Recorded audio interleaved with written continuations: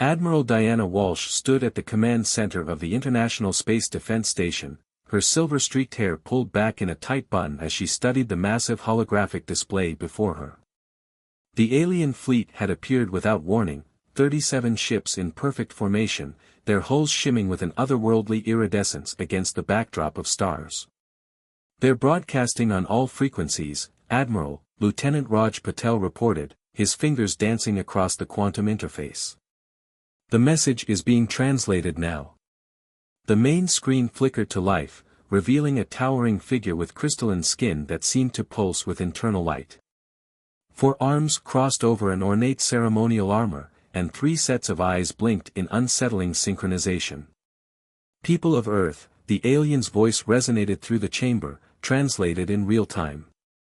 "I am High Commander Zyxtal of the Galactic Confederation. Your planet harbors biological weapons of unprecedented power. Surrender them immediately, or face the consequences." Diana exchanged glances with General Marcus Thompson, her longtime friend and Earth's senior military commander. "Biological weapons?" she asked quietly.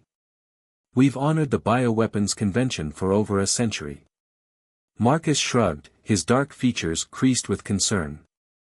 "High Commander," Diana addressed the screen, "there must be some mistake. Earth has no biological weapons. We'd be happy to provide access to our military facilities for verification." The alien skin flashed with patterns of light that their translation software interpreted as amusement or possibly scorn.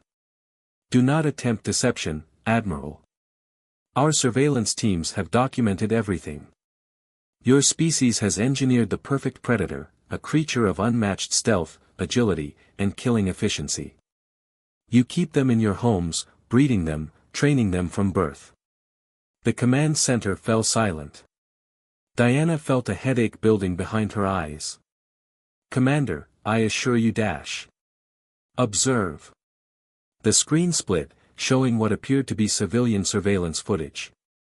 A small, furry figure moved with liquid grace across a rooftop, leaped impossible distances between buildings, and landed silently in the darkness.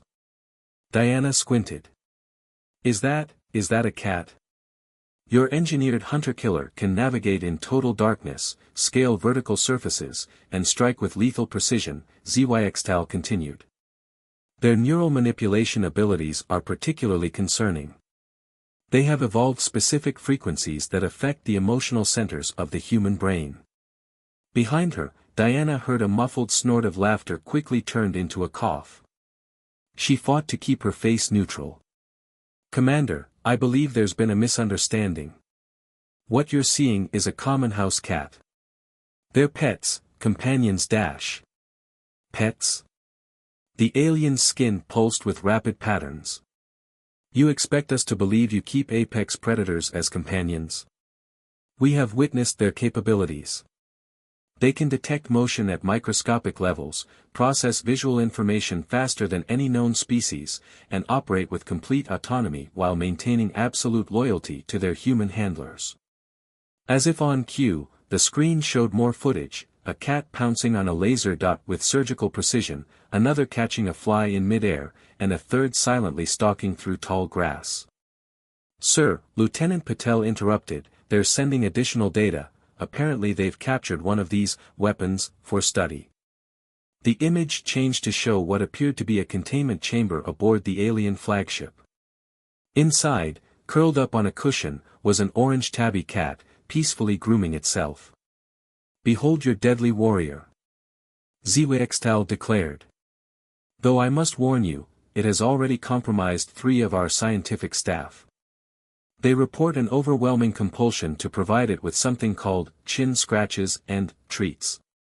Most insidious." Diana pressed her fingers to her temples, wondering how exactly one explained to an advanced alien civilization that they were terrified of house cats.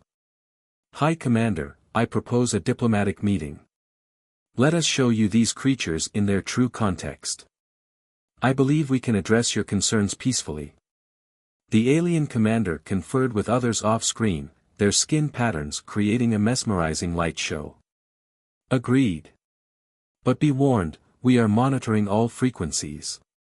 Any attempt to activate your feline army will be met with immediate response.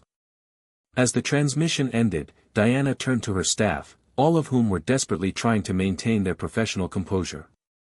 Well, she sighed, someone contact the nearest animal shelter. And get me Dr. Rodriguez from the Veterinary Corps. Something tells me we're going to need an expert for this one.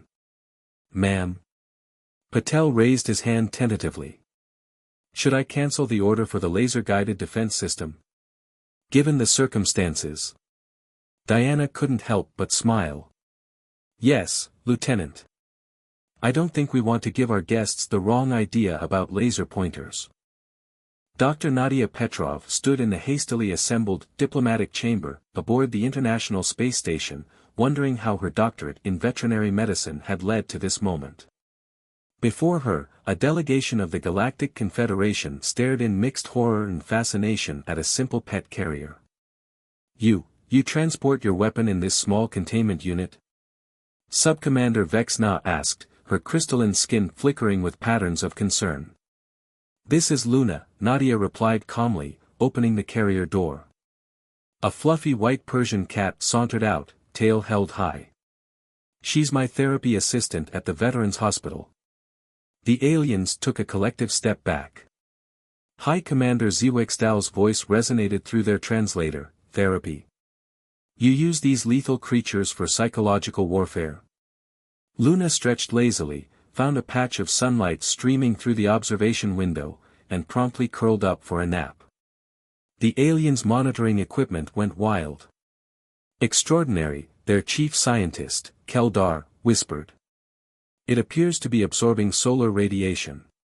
Perhaps this is how they recharge their power cells.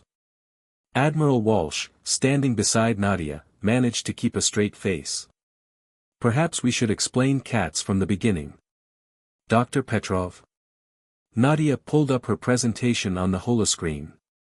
Cats first became associated with humans thousands of years ago. They helped protect our grain stores from rodents, and in return, we provided them with food and shelter.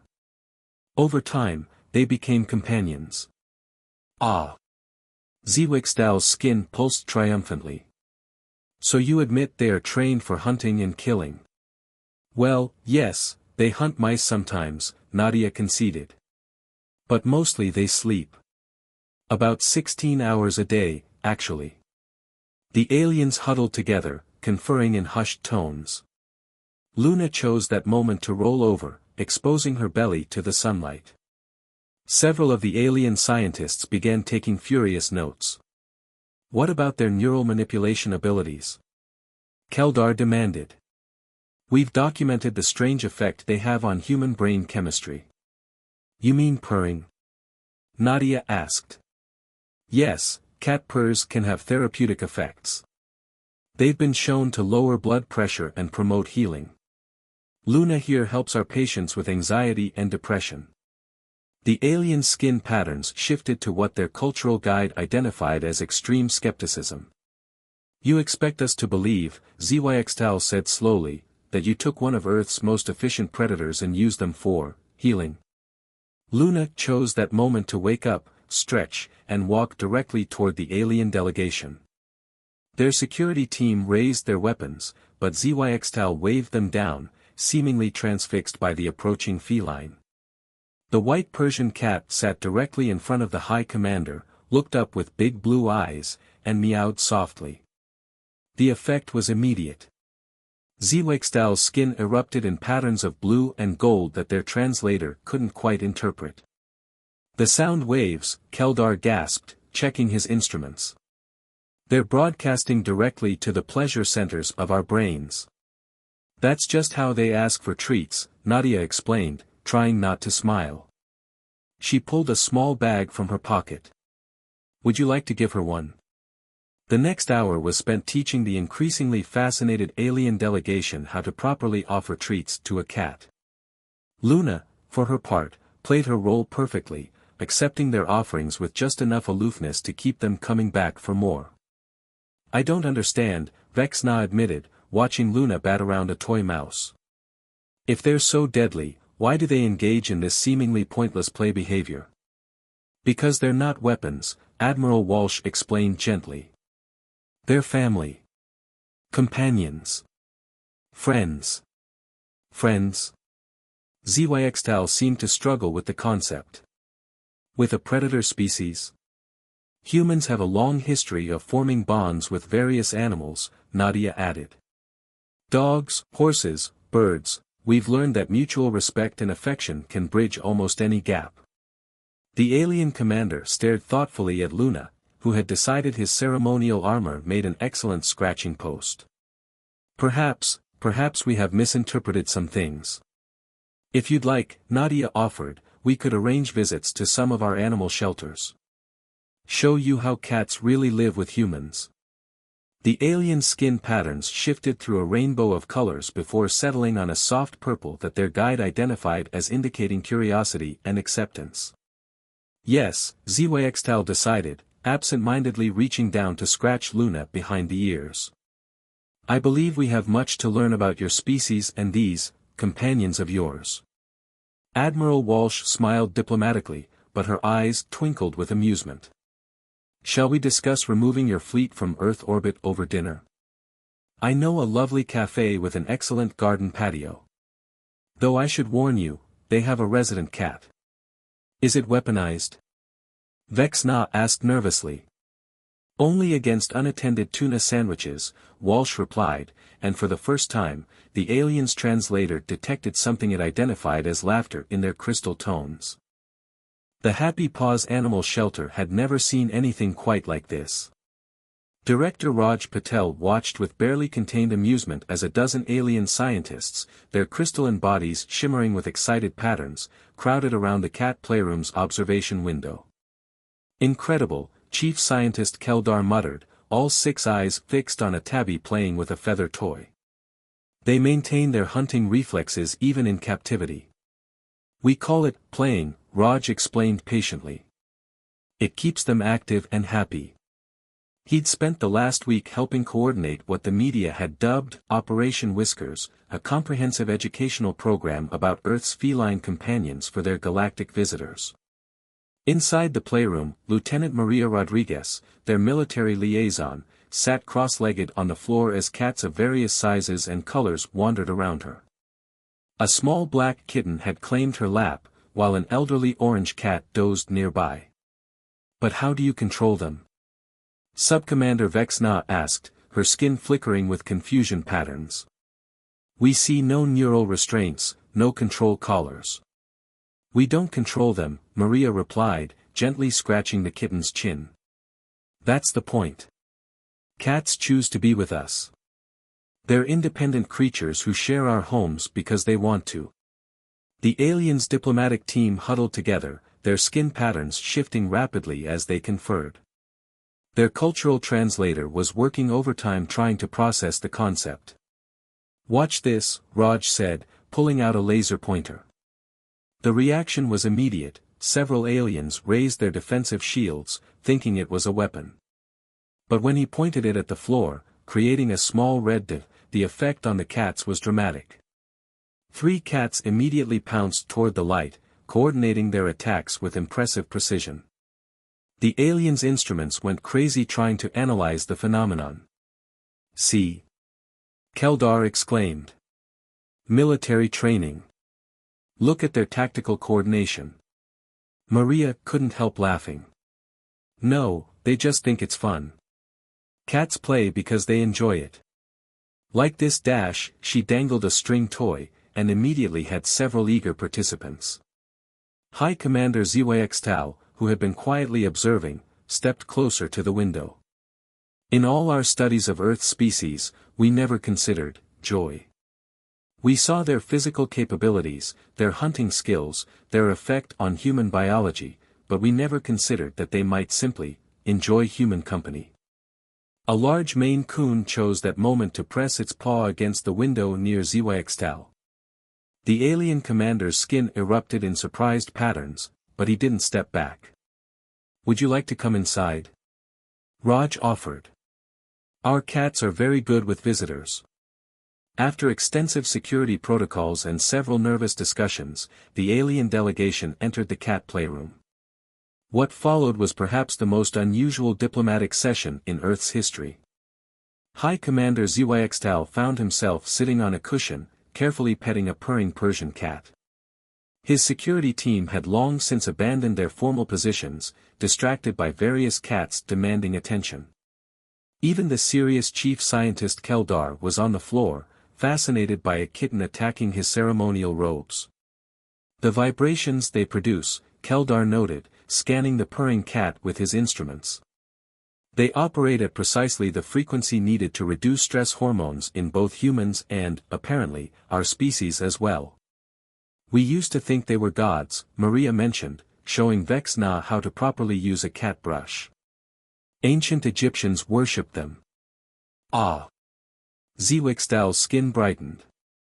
So they were your rulers? No, Raj chuckled. Though sometimes they act like it. We admired them, respected them, but the relationship was always one of mutual choice. They chose to live with us, and we chose to welcome them. A small tabby kitten had somehow managed to climb onto Zyxtal's shoulder, causing his security team considerable distress. But the High Commander remained still, his skin patterns showing what their translator identified as wonder. Perhaps, he said slowly, reaching up to gently touch the kitten's paw, we have much to learn from your species, humans. Not just about these remarkable creatures, but about the power of choosing to coexist. Of finding strength in gentleness. Maria nodded, watching as more aliens were gradually won over by the shelter's residents. That's the thing about cats, and humans too, I suppose. We're at our best when we choose to trust each other, to be kind to each other. Even to those who could harm us. Vexna asked, now completely absorbed in giving belly rubs to a very happy cat. Especially then, Raj replied. That's how you turn potential enemies into friends. The afternoon continued with impromptu lessons in cat care, demonstrations of various toys, and countless questions about feline behavior. By the end, several aliens had already inquired about adoption procedures, leading to some interesting discussions about interstellar pet transportation regulations. As they prepared to leave, High Commander Zyxtal paused at the door, looking back at the room full of contentedly sleeping, playing, and purring cats. We came here fearing weapons, he said thoughtfully, but instead found teachers. Perhaps that is the greatest power these creatures possess, the ability to show us a better way. The tabby kitten on his shoulder meowed in apparent agreement, causing his skin to flash with what they now recognized as joy. 6 months after the initial first contact, the Cosmic Whiskers became Earth's first interstellar cat cafe. Located in a specially designed section of the new Galactic Embassy, it served as both a cultural exchange center and a unique diplomatic venue. Director Isabella Martinez watched with satisfaction as High Commander Zyxtal sat in his custom-designed chair, surrounded by 3 cats. The commander's personal favorite, a rescued tabby he'd named Starseeker, was curled up on his lap while his skin displayed peaceful patterns of blue and gold. The council meeting went well? Isabella asked, bringing him a cup of what the aliens had determined was their equivalent of coffee. Remarkably so, Zyxtal replied, carefully petting Starseeker with one of his 4 hands. It's amazing how much more productive negotiations become when everyone is relaxed. Though I must admit, having a cat fall asleep on you does make it difficult to maintain an aggressive stance in trade discussions. The cafe had become an unexpected breakthrough in interstellar relations. Alien diplomats found that the presence of cats created a uniquely calming atmosphere, and humans discovered that their visitors' crystalline bodies made excellent climbing posts for adventurous felines, much to the initial alarm of various security teams. Chief Scientist Keldar, who had practically moved into the attached research center, was currently recording the behavior of a group of kittens. His latest paper on the quantum implications of feline play behavior had caused quite a stir in both human and alien scientific communities. Fascinating, he muttered, watching a kitten chase its own tail. They appear to be investigating the properties of circular motion and their own spatial awareness simultaneously. Or perhaps they're just. He consulted his human behavior dictionary, being silly. The cafe had also become a popular adoption center. After extensive negotiations and the creation of entirely new interstellar pet transport protocols, several alien families had been approved to adopt Earth cats. Each adoption required careful training in cat care, feeding, and the important concept that one does not, in fact, need to understand why a cat does something to accept that they're doing it. Ambassador Vexna reports her cat has claimed ownership of her meditation chamber, Zyxtal mentioned, amused. Apparently, the crystalline resonance platforms make excellent scratching posts. Isabella smiled, remembering the lengthy discussions about cat furniture and the importance of sacrificial scratching posts. And how is the universal translator working with the meows? Still some issues, he admitted. Last week it translated a particularly loud meow as immediate treaty violation, when really, as we now know, the cat just wanted treats. The cafe's success had led to an unexpected boom in interstellar cultural exchange. Humans learned about alien pets, including some fascinating crystalline creatures that hummed in harmony with their owners' emotional states. The aliens, in turn, became increasingly fascinated by Earth's variety of animal companions. We've received inquiries from 3 more Federation species about starting similar programs, Isabella mentioned, watching a young alien child carefully offering treats to a shy cat. Though the Zentarians were quite disappointed to learn that cats cannot actually teleport, despite appearances.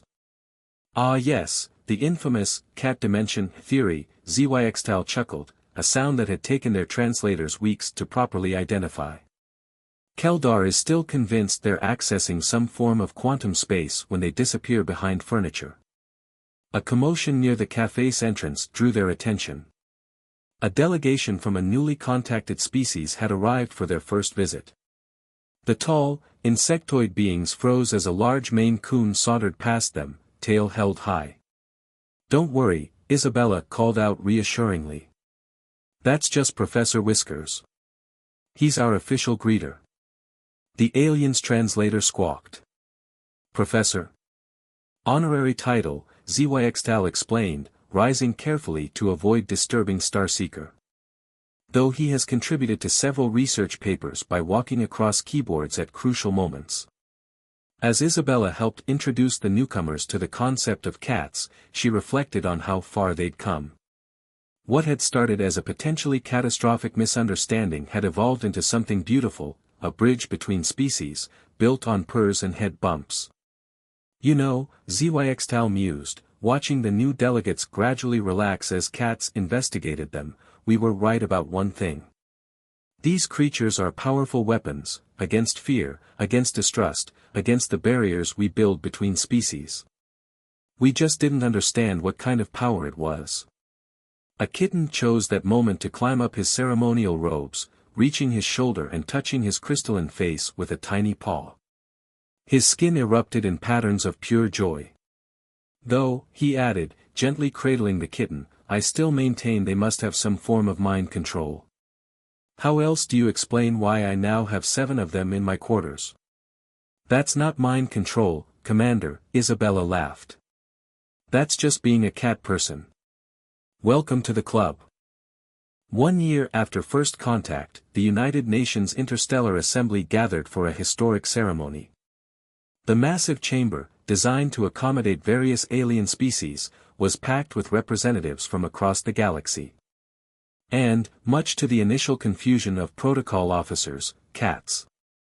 Admiral Diana Walsh, now Earth's primary diplomatic liaison, stood at the podium with High Commander Zyxtal.